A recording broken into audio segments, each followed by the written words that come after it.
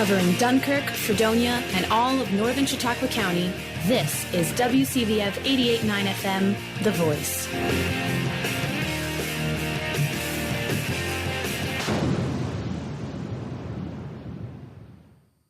Good afternoon, everyone, and welcome to another episode of Big Blue Sports. I am Matt Volz, a junior at Fredonia. Today is a day.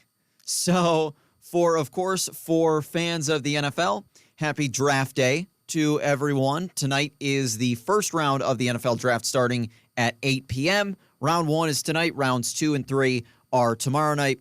And rounds 4 through 7 start on Saturday afternoon. It is one of the biggest times of year, as for maybe the biggest time of year in terms of roster construction.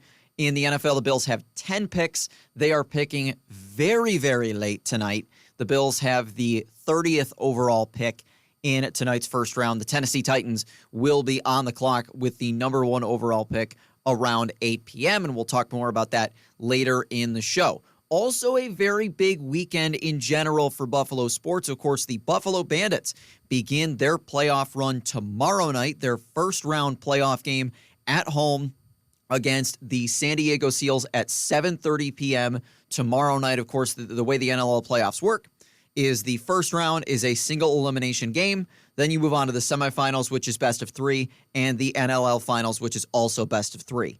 The Bandits, of course, trying to win their 3rd straight championship, trying to get to the championship for a 6th consecutive season, which would be absolutely just crazy and mind-blowing. And tie the 2012 to 2014 Rochester Nighthawks as the only team in NLL history to win 3 straight championships. The Bandits' playoff run again starts tomorrow night against San Diego, a team they lost to earlier in the season. The Buffalo Sabres season has, of course, come to an end. Last week on the show, I talked about going into the last game. The Sabres ended up beating the Philadelphia Flyers in the final game of the regular season. And the NHL playoffs are now underway. NBA playoffs are also underway. And it's definitely a very busy time of year. Tonight is also our Fredonia Radio Systems banquet, which is requiring a lot of planning and work. I am on the planning committee for that, and those of us who are on the planning committee have been working very, very hard and very, very diligently to make sure that it's a great event. And it has been a lengthy day. That is for sure. But it definitely should be fun tonight. And I'll be interested to see what the Bills do in the draft tonight as well. But we're going to start off, as we always do, by talking about Fredonia sports. And speaking of the playoffs, we have a playoff team here on this campus. The women's lacrosse team wrapped up their regular season yesterday afternoon, a 1 p.m. game at SUNY Morrisville. A 20-5 win sends the Blue Devils to the playoffs. Fredonia is the final seed in the SUNYAC playoffs. They finished 4-5 in conference play, 9-8 overall. And that win was a big one because that helped them to be 1 game ahead in conference play of Canton and then put them in that final spot, even though the Blue Devils did actually beat Canton earlier this year. So the way the playoffs are shaping out, Oswego is the number 1 seed, Cortland number 2, New Paltz 3rd, Oneonta 4th, Buff State 5th, and Fredonia 6th. The 4 teams out of it, Canton, Potsdam, Plattsburgh, and Morrisville. Morrisville, a winless season, 0-11 overall and 0-9 in conference play.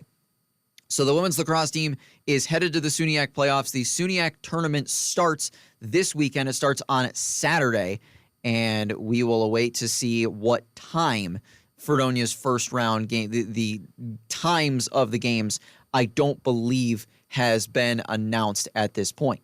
So good luck to them in the playoffs and a fine regular season as well. Very well done. So the moving on to the men's and women's outdoor track and field teams.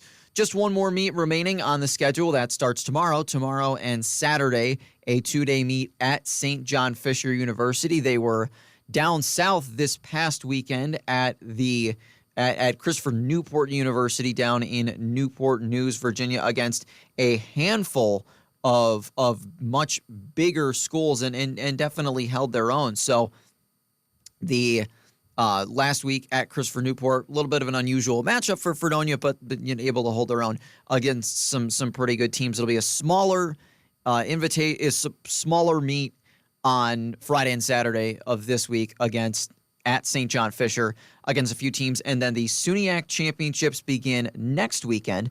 Those will be Friday, May 2nd and Saturday the 3rd. And this year's SUNYAC championships are being hosted by Cortland. Moving on to baseball, and the baseball team in conference play has very much struggled this year. 2-10 in conference play, a 9-17 overall record. In their most recent games, they had a doubleheader against Penn State Barron here yesterday. Lost the first game 5-1 and the second game 18-2. So there are still a handful of games left on the schedule, but given where Fredonia sits in the conference standings, which right now is in 7th place, or 6th place rather, out of the 7 teams in the conference. New Paltz, Cortland, and Oneonta have all clinched playoff spots. And then Oswego is also going to be in the playoffs. They haven't clinched yet, but they're going to be in the playoffs. And then the drop-off, in terms of conference records, you have New Paltz is 9-2, Cortland 10-3, Oneonta 9-3, Oswego 8-4. And then the drop-off after that, you have Canton 3-10, Fredonia 2-10, Plattsburgh 1-10. So there's definitely a little bit of a drop off, but it's the out of conference schedule was definitely not. You don't want to say lighter, but it was, the conference schedule has proved to be a challenge for Fredonia's baseball team. Handful of games left this season. They are home tomorrow for a doubleheader against New Paltz that starts at 10 a.m. and then a standalone second game of that doubleheader should be starting around 1 p.m. and then a standalone game on Saturday at noon. They go on the road for a little bit. Next week, Tuesday, they have a doubleheader at Geneva College down in Pennsylvania. Then over the weekend, their last SUNYAC games of the regular season, a 3-game series at Plattsburgh, standalone game Friday at 3 o'clock, and then a doubleheader Saturday at noon. And they finish the regular season at Hilbert up in Hamburg on Sunday, May 4th. And the time for that has not yet been determined. SUNYAC tournament starts Thursday, May 8th, runs through Sunday, the 11th. But again, with Fredonia sitting where they are in the conference standings, does not look like playoffs are going to be in the cards for this season. Softball, on the other hand, is a team that's right in the mix. And they're sort of the opposite of the baseball team, where baseball had a decent non-conference run, but have really struggled in conference play. Softball is the opposite. Softball really struggled when they played down in Florida. They played a lot of really good teams. And so far in conference play, they've overall been pretty good. They're 9-15, which is a record that doesn't really jump off the page overall, but they've got a 6-4 conference record, and that puts them 5th in the SUNYAC. So you look at the teams in the SUNYAC, the standings, you've got New Paltz is 10-0. Cortland 9-1, Buff State 10-2, Oneonta 8-2, and then Fredonia's in 5th at 6-4. They're kind of right in the mix, and there's a big gap between them and the teams below them in the standings. You have Morrisville is 2-6 in conference play. Oswego and Plattsburgh are both 2-8.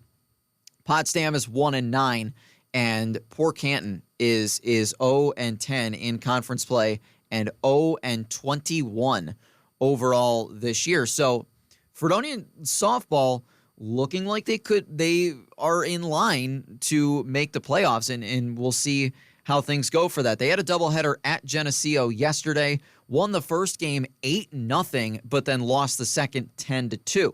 They have a doubleheader Saturday at home against Buff State that starts at noon. Second game of that doubleheader should start around 2 o'clock. Rest of their schedule, again, because softball and baseball kind of intersperse conference and non-conference opponents, their final non-conference games of the year going to be heading up to Rochester next week, Tuesday, for a doubleheader against Nazareth starting at 3 p.m. Second game should start around 5. And then they finish the season with 2 doubleheaders, actually. Friday, May 2nd, both at home. Friday, May 2nd against New Paltz starting at 3 p.m., And then their final games of the year, a doubleheader at home against Oneonta, Saturday, May 3rd, starting at noon. And the SUNYAC tournament begins Thursday, May 8th, and runs through Sunday, May 11th. So overall, you've got a couple teams. Obviously, baseball has struggled in conference play, but lacrosse has clinched a playoff spot, and softball looking like they're on their way to doing that as well. And of course, the men's and women's track and field teams are always very exciting to watch. Once they get to their SUNYAC championships, and that'll be definitely something to watch. One other sport I want to mention before I take a break is women's tennis. So the majority of the women's tennis season is in the fall, but their SUNYAC championships, oddly enough, are in the spring. So they play a few sort of warm-up matches, and they have played 2 so far in the month of April. They've played 3 so far in the spring. Way back at the beginning of March, Sunday, March 2nd, they played at Dieuville and lost 4-3. At Nazareth on Saturday, April 12th, they lost 7-0. And their most recent one, they were at Brockport this past Saturday, and they won it 5-4.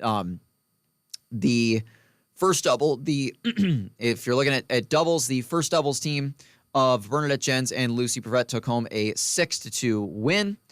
And then the other wins, Bernadette Jens won for first singles 6-1, 6-1. Lucy Prevette won for second singles 6-4, 6-3. Claire Lefevre won her fourth singles match 6-3, 6-1. And the fifth singles, Sophia Olsen, won 7-5. So that one went kind of long. And then 6-3 to finish it off. So they are going into the SUNYAC playoffs looking decent. Going in on a win is kind of always what you want.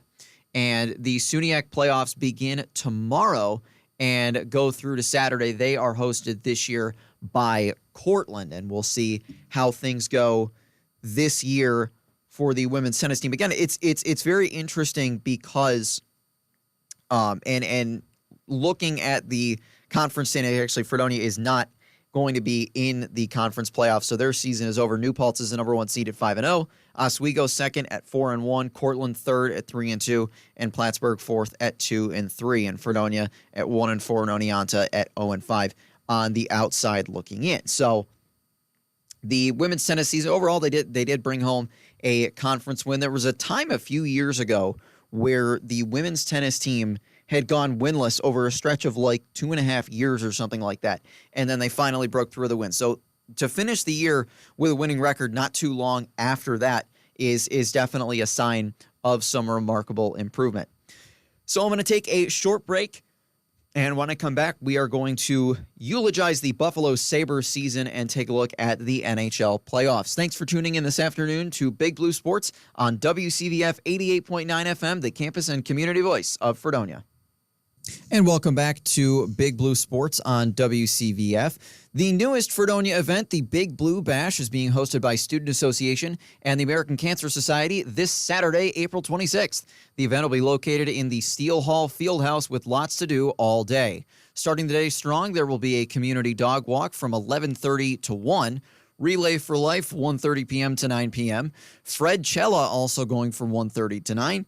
Food trucks will be available 1:30 to 9 as well. A car smash is going on from 2 to 8, as well as different vendors. It will be the 17th anniversary of Relay for Life, which is a fundraiser that brings together campus and community members in support of cancer patients and survivors. Stop on by to show your support. A reminder, Big Blue Bash is from 1 to 9 in the Steel Hall Fieldhouse. So it is time now for what has sort of become an annual tradition, which is the Buffalo Sabres are out of the playoffs again. What went wrong this time conversation, which is not the most fun conversation in the world to have. But it's one that definitely is important. And I'll try to keep this relatively short because, we have a Bandits playoff game and a Bills draft to talk about. But overall, the Sabres finished 36-39-7, 7th in the Atlantic Division. If you're looking at the overall playoff standings, the Sabres finished third to last in the Eastern Conference with 79 points. Only the Boston Bruins and the Philadelphia Flyers were worse. The Sabres ended up missing the playoffs by 12 points. Montreal got in as the last team in the East with 91. Of course, the President's Trophy going to the Winnipeg Jets. And we'll take a look at the playoff bracket. So in the Western Conference, there's a few games going on tonight. The first game, 6:30 on TBS and True TV and streaming on Max. It's Game 2 from Amalie Arena in Tampa with the Tampa Bay Lightning hosting the Florida Panthers. Florida took Game 1. That, again, puck drop at 6:30. 7 p.m. on ESPN2, Game 3 in Ottawa between the Toronto Maple Leafs and the Ottawa Senators. Toronto won the first 2 games of the series. They won Game 2 in overtime. That at 7 p.m. on ESPN2. And, of course, the winners of those 2 series play each other in round 2. 9 o'clock p.m. on TBS, Game 3 as the series shifts to Minnesota between the Vegas Golden Knights and the Minnesota Wild. That series tied at a game apiece. And at 9:30 p.m., Game 3 in St. Louis between the Winnipeg Jets and the St. Louis Blues. Winnipeg leads that series 2-0. That one at 9:30. Again, I remember the picks that I made were I said that if a division winner was going to go down in the first round, I thought it was going to be Tampa, or not Tampa. I thought it was going to be Vegas losing to Minnesota, and they're the only number 1 seed who's lost a game so far.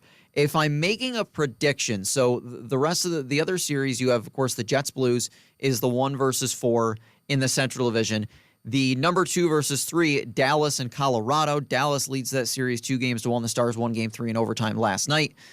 Game 4 is on Saturday at 9:30 p.m. in Denver.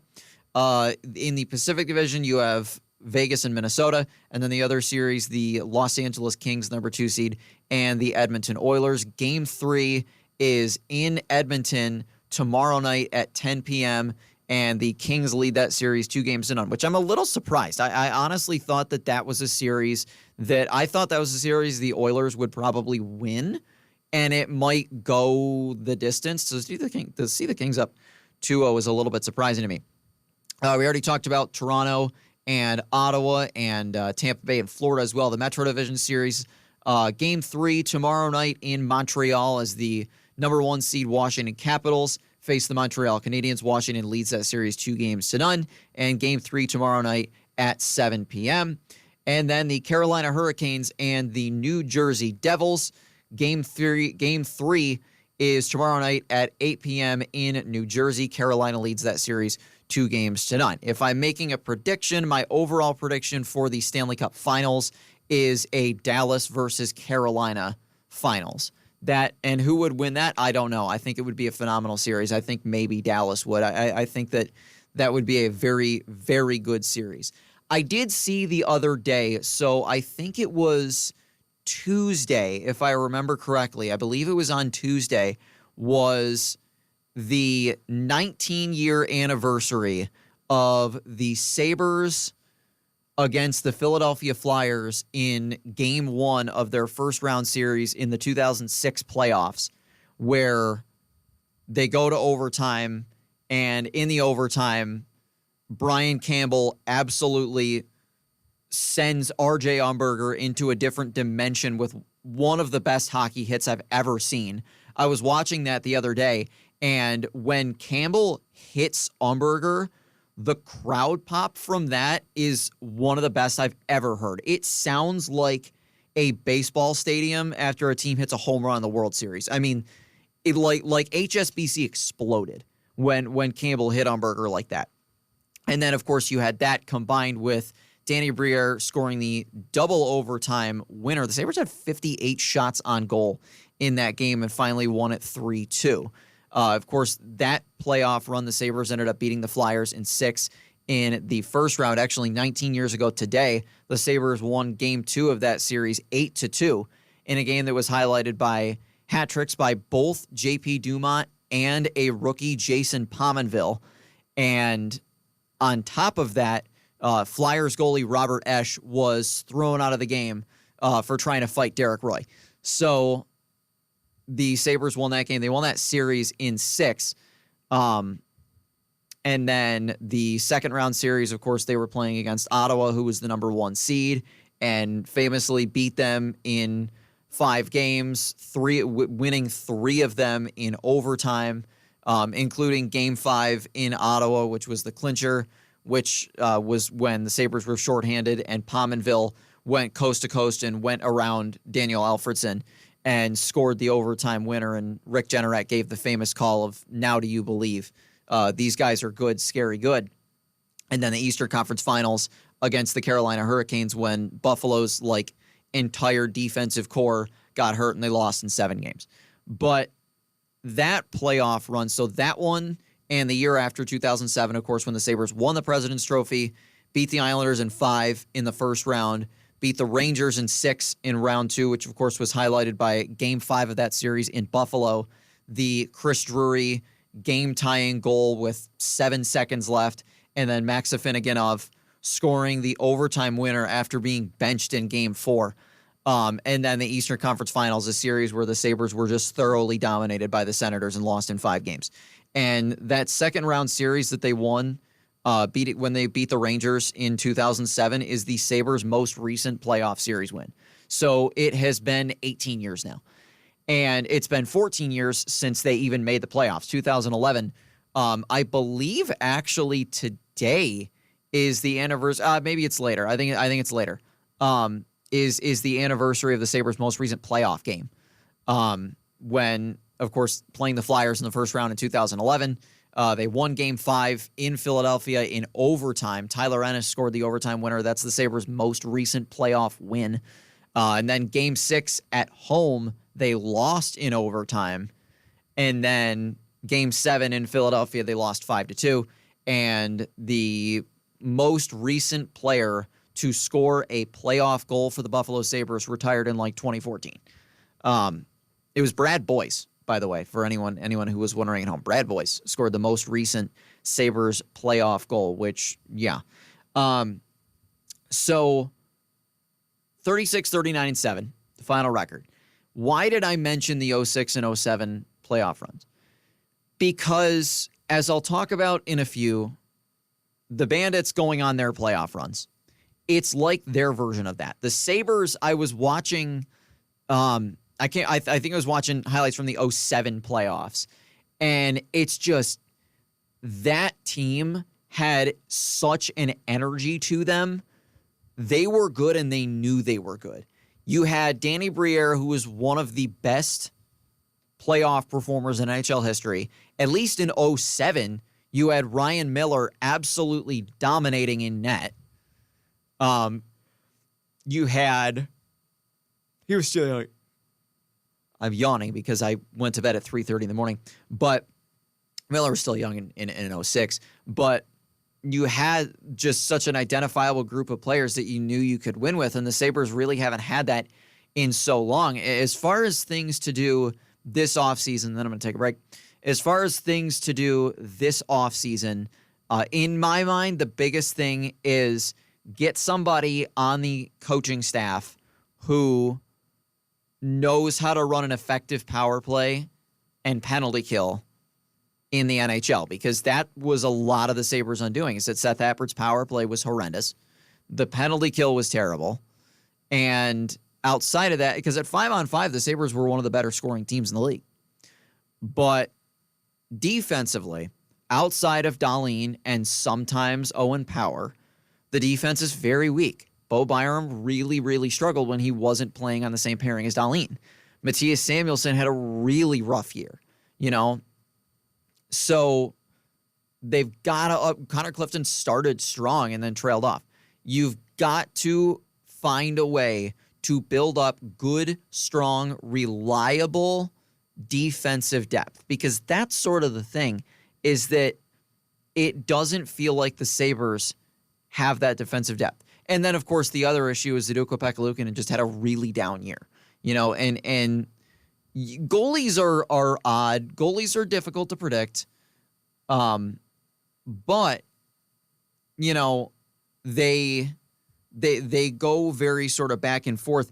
But Luukkonen, after the year he had last year, where he looked really strong, he was unbelievable in the second half of the season last year. And this year we didn't see that from him.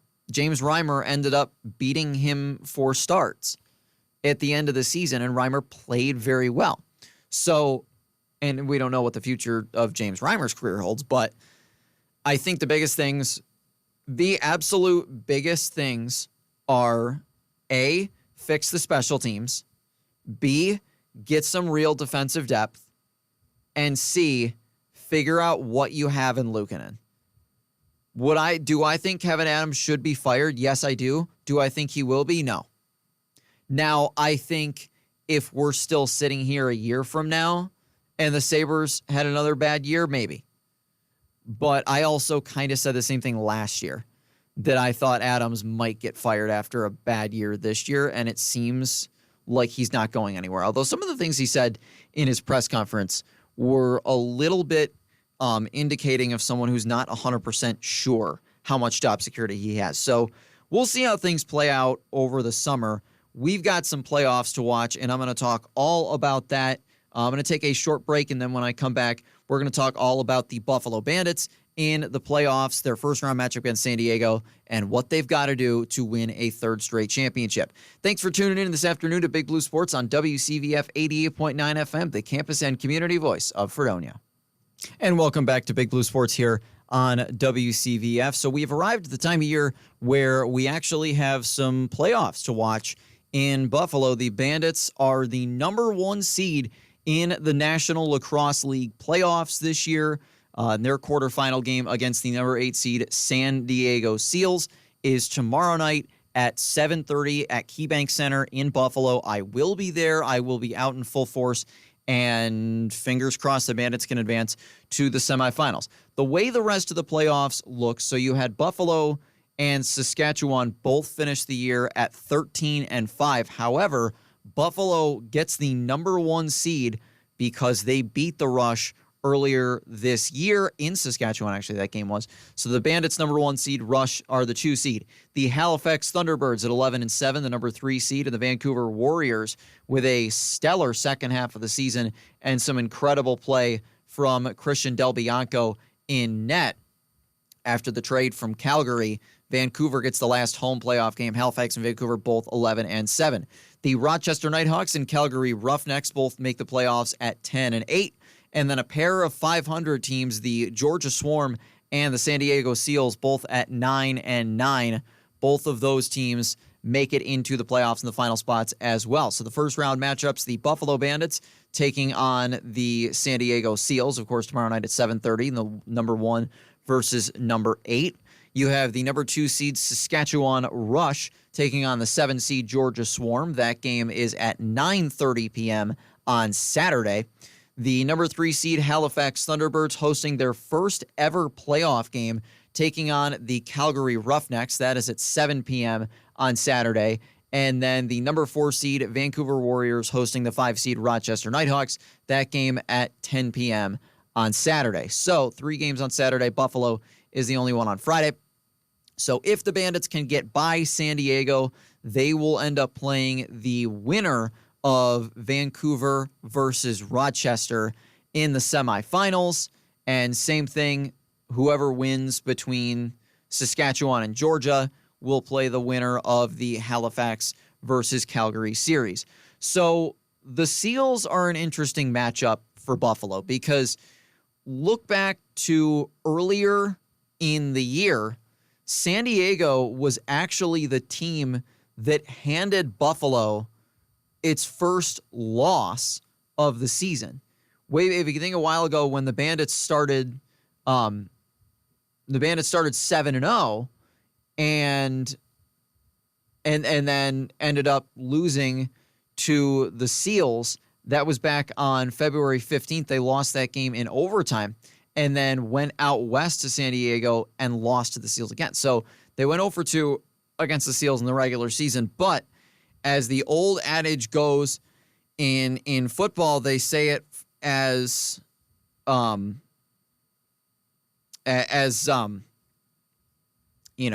division rivals, they say it that it is very, very difficult to beat a team 3 times in one season, which is true. So the Bandits, it'll be interesting to see how Buffalo does in the playoffs. I think that the biggest keys, this year, if there was one sort of bugaboo issue with the Bandits, I would say it was penalties. They took a lot of penalties this year. And I think that in order to beat San Diego, they've got to be mindful of that. They took a lot of penalties when they lost to San Diego in the overtime game at Buffalo back in February. So they've got to really be on that and make sure that, stay out of the box. Offensively, turn up the heat on the San Diego defense. The Bandits are the top scoring team in the league. You have Josh Byrne and Dane Smith, but you also have Chris Cloutier and Kyle Buchanan and Chase Frazier and even Clay Scanlon, who can also put the ball in the back of the net. So I really think the biggest things are light it up. Light them up. Don't be afraid to shoot and stay out of the box. Those are, to me, and I'm on it again because I went to bed at 3:30 in the morning.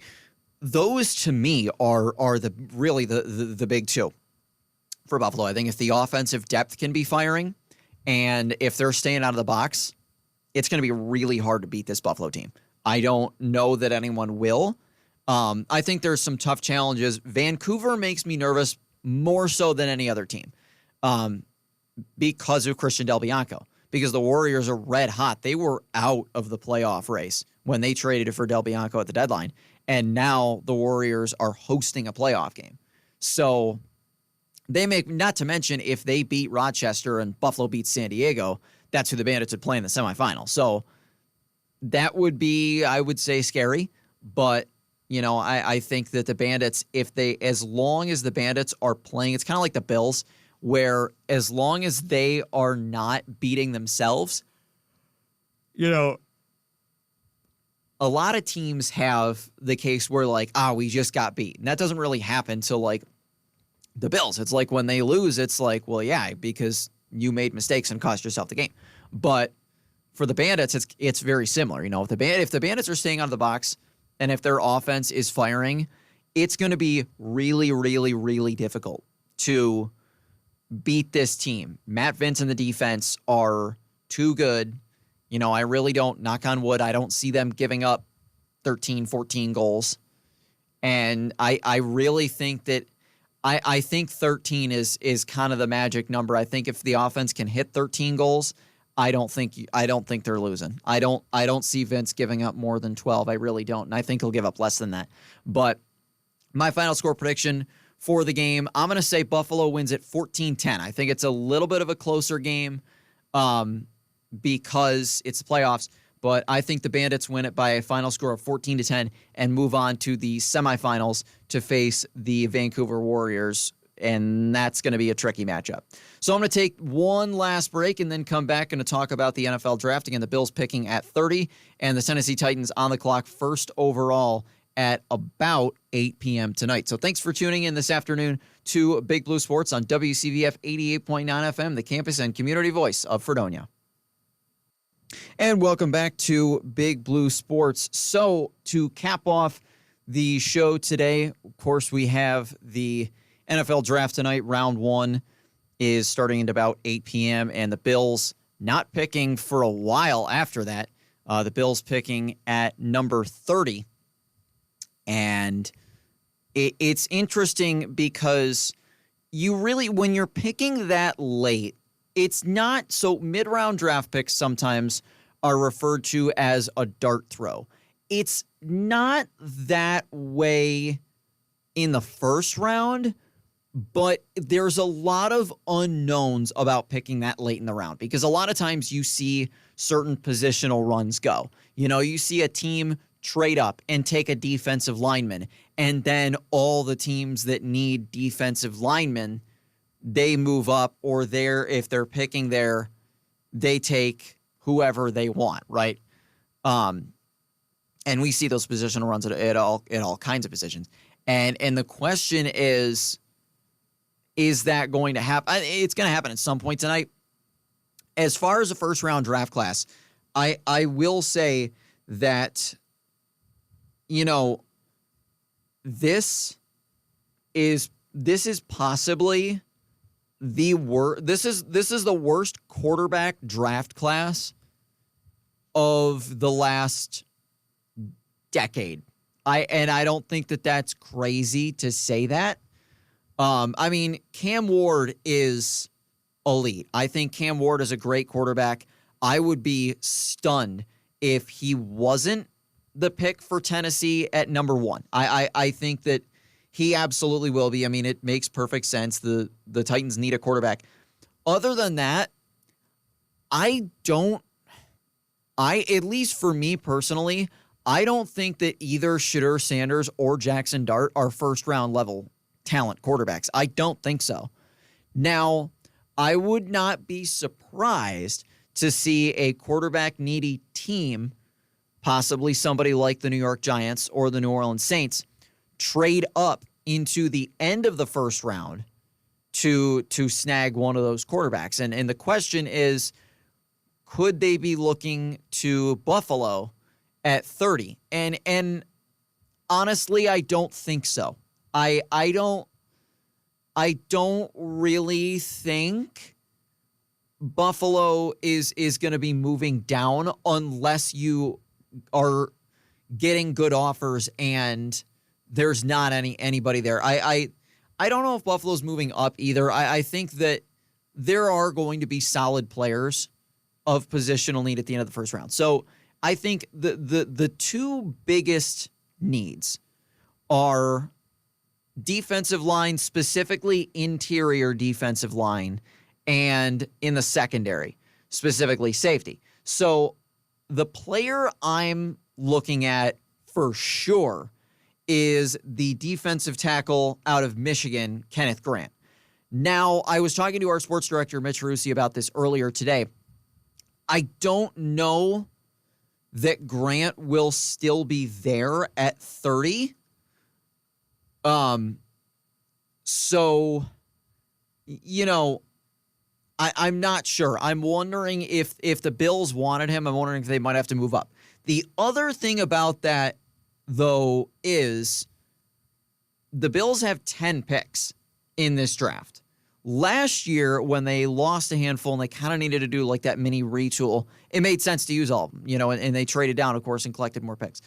This year, I don't think so. I don't see the Bills using all 10 picks in this draft. I think they'll use their pick tonight. I don't think they're going to trade out of the first round. They could. They did last year. But I don't know that they will do that. I think if you want a guy like Grant, at least for my thought, I think you're going to have to probably move up at least a few spots.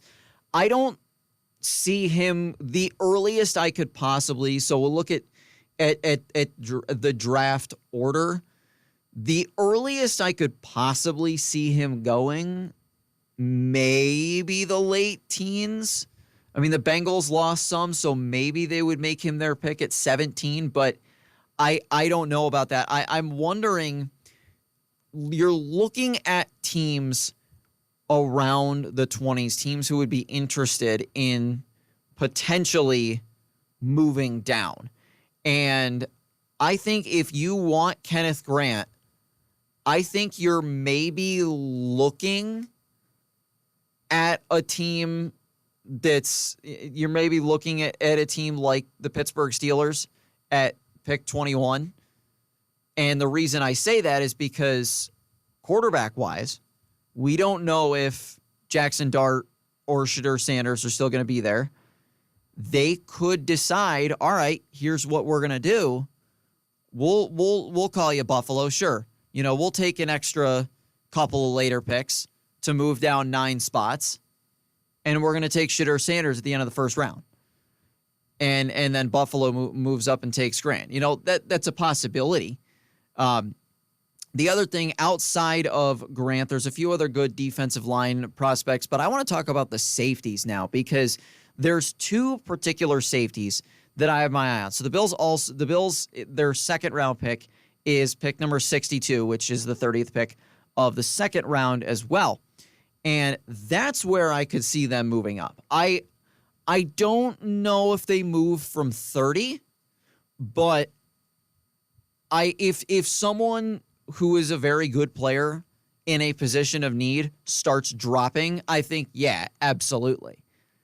But, other than that, I don't know that they'll really do anything crazy and move too far. In the second round, I wouldn't be surprised to see him move up. I think that if I told Mitch earlier, I said my dream scenario is the Bills somehow get Kenneth Grant in the first round. Maybe that's moving up a few spots, even just a couple. Maybe you move up with, the Texans at 25 or something like that. And you take Kenneth Grant there. And then if you can land Xavier Watts, the safety out of Notre Dame, in round 2, I think that would be a phenomenal addition to the defense. As far as safeties are concerned, there are some pretty good ones. There's obviously Watts. And as far as end of the first round, there's 2 in particular that'll be around there. There's Malachi Starks from Georgia and Nick Emenwari from South Carolina. I personally really like Emenwari. If the Bills picked Nick Emenwari at 30, I would be very happy with that. I think that he would fit into the McDermott defense really well. He's a very good tackler, and I think that would be I definitely think that would be something to watch. As far as Malachi Starks is concerned, I also think that there's a good chance he could still be there at 30. And I would be happy with that too. I think that really the 2 biggest positions of need for Buffalo is its interior defensive line and safety.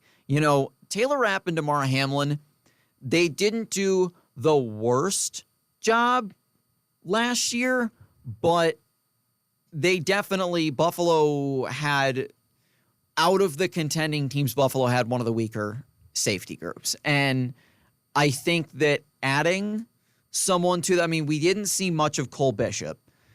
Taylor Rapp was okay. Damar Hamlin was okay. And you kind of wonder if you really want to go out and get that type of player, get that hard-hitting safety. And that's what I like about Nick Emenwari, is that not only he's a good tackler, but he's also really smart. He can read things defensively, and I really think that I think Emenwari would be the type of player who would really honestly thrive in the McDermott system. If we get to the end of the night and either Kenneth Grant or Nick Emenwari is a Buffalo Bill, I will be very happy with that. I absolutely will be. Not saying that if they take somebody else, I won't be, but those are really the 2 players that I would say I have my eye on. The thing about Grant is that he's a big-bodied defensive tackle. You put him on the defense alongside Ed Oliver, and because the thing with Oliver's a smaller defensive tackle, and when he gets double-teamed, he's like invisible. And the problem is Buffalo hasn't had, a defensive tackle alongside him to command attention. And, Daquan Jones was fine a few years ago, but you think about, I'm wondering if the Bills were to go out and get somebody like Grant. Maybe opposing offensive lines would start double teaming Grant, and Oliver can just go to work one-on-one. That's what he's good at, And I think I think that Grant would be an addition to the position group that I think it's most important that we see improvement from them. I think that the Bills' defensive line has a very bad history of disappearing in the biggest games of the year.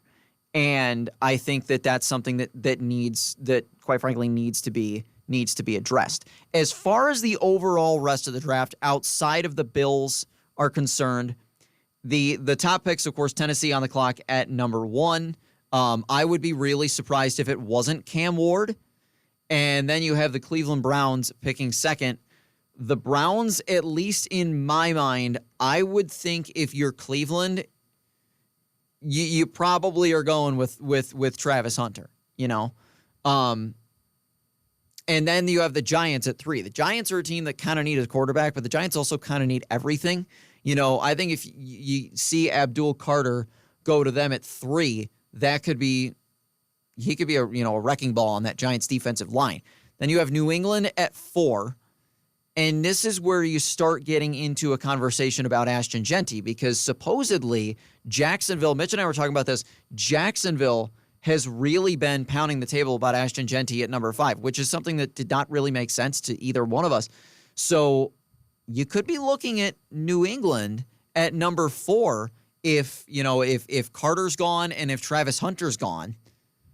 You could be looking at the Patriots at that number 4 pick as a team potentially trying to trade up and go get Ashton Genty. And I think that would be very interesting to see if a team were to do that. But again, the Tennessee Titans on the clock with the number 1 pick at 8 p.m. tonight. The Bills are picking 30th this evening. We'll see if they move from there. Well, that'll do it for today's episode of Big Blue Sports. I want to thank all of our listeners at home, as well as everyone here at Fredonia Radio Systems who makes this show possible. Local at 1 is starting in just a bit. Thanks for joining us today, and we'll catch you all next week.